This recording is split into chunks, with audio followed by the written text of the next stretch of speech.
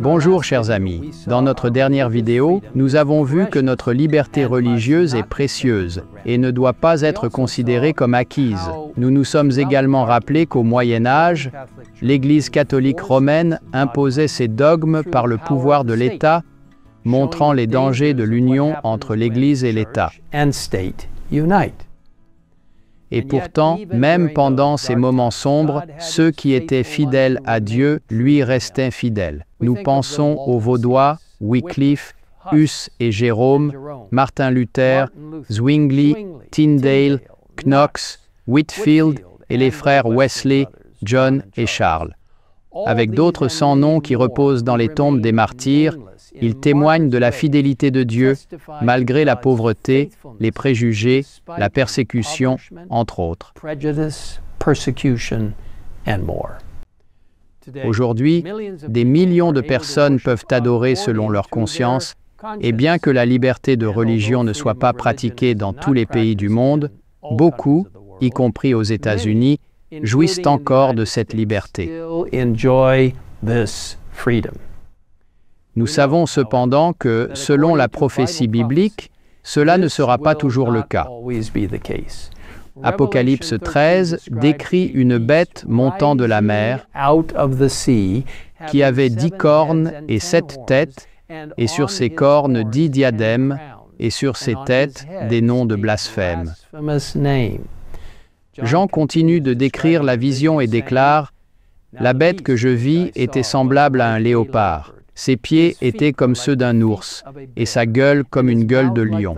Le dragon lui donna sa puissance, et son trône, et une grande autorité.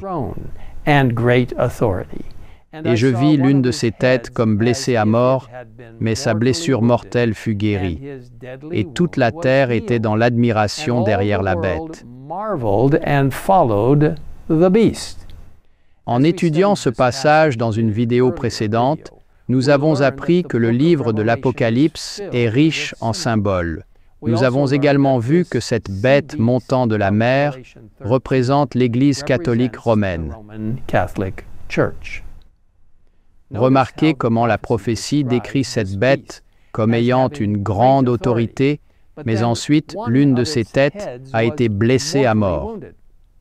Comme nous l'avons appris dans notre étude précédente, cette blessure mortelle est survenue en 1798 lorsque le pape a été capturé à Rome par les Français et emmené en captivité, où il est ensuite décédé. À la suite de cet événement, le pouvoir de la papauté fut grandement réduit. Les rois et les princes ne se soumettaient plus à son pouvoir. Les soi-disant hérétiques n'étaient plus brûlés sur le bûcher. Cependant, la prophétie indique que la blessure mortelle serait un jour guérie, et toute la terre était dans l'admiration derrière la bête. Il est très important de comprendre que cette prophétie ne parle pas d'individus. Elle parle plutôt d'un système religieux. Dans la tragédie des siècles, nous lisons « Il est vrai qu'il y a dans la confession catholique des chrétiens authentiques. Des milliers de membres de cette Église servent Dieu au plus près de leur conscience et de leur lumière. Ils n'ont jamais vu le contraste existant entre un culte spontané et l'accomplissement d'une série de cérémonies. Dieu entoure d'une tendre compassion ses âmes instruites. Il veillera à ce que des rayons de lumière dissipent les ténèbres qui les enveloppent.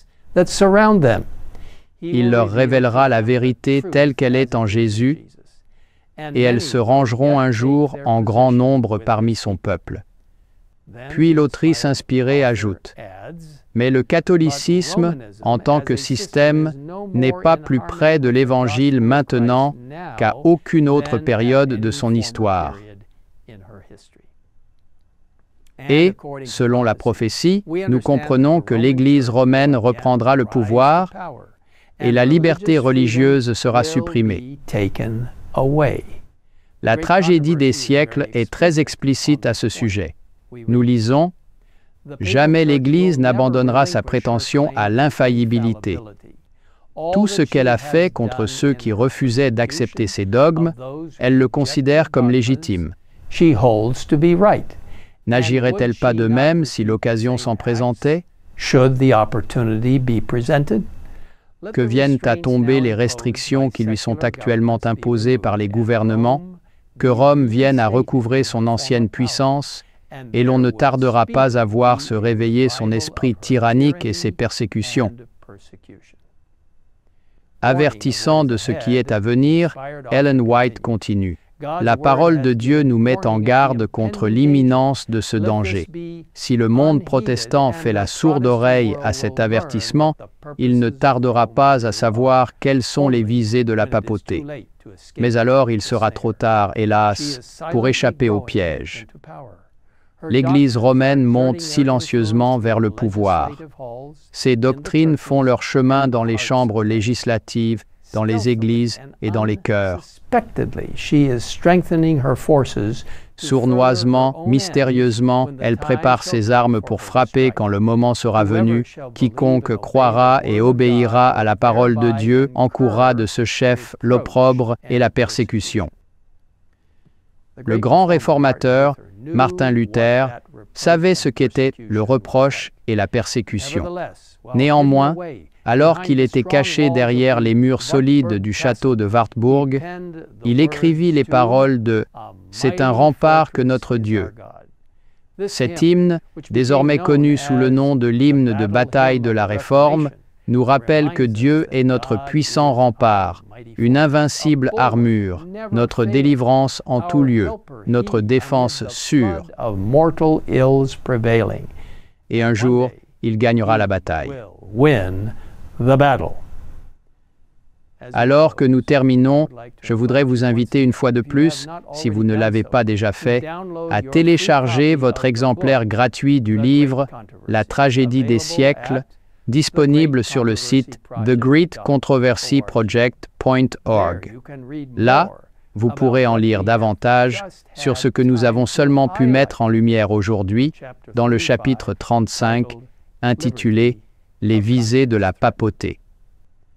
Mes amis, nous n'avons rien à craindre. Avec Dieu à nos côtés et dans nos cœurs, il nous guidera à travers tout ce qui nous attend. Restons proches de sa parole, cachons chaque précieuse promesse dans nos cœurs et suivons-le là où il nous mène. Je vous invite à incliner la tête avec moi pour la prière.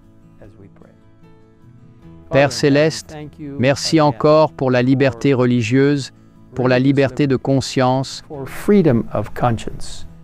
pour ce que tu as fourni à ton peuple à travers les âges, même dans les moments les plus difficiles. Tu as pris soin de ton peuple et l'as encouragé. Certains d'entre eux ont dû mourir.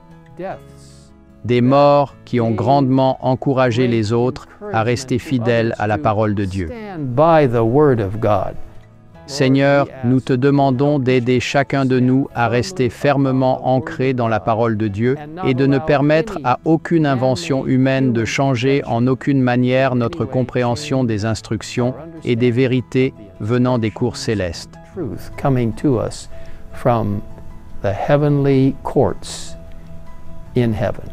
Maintenant, Seigneur, nous nous remettons entre tes mains.